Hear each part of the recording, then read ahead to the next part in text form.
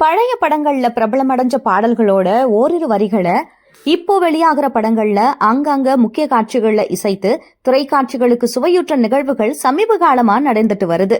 இதுல இசையமைப்பாளர் இளையராஜாவோட பாடல்களை பயன்படுத்துவது அவ்வப்போது சர்ச்சைகளையும் உருவாக்கிட்டு வருது.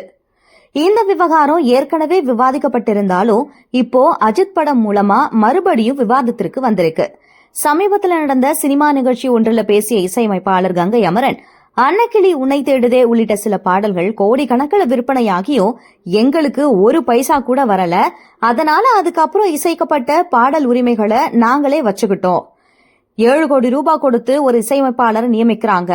அவரோட பாட்டு ஹிட் ஆகல, எங்க பாட்டை எடுத்து போடுறாங்க.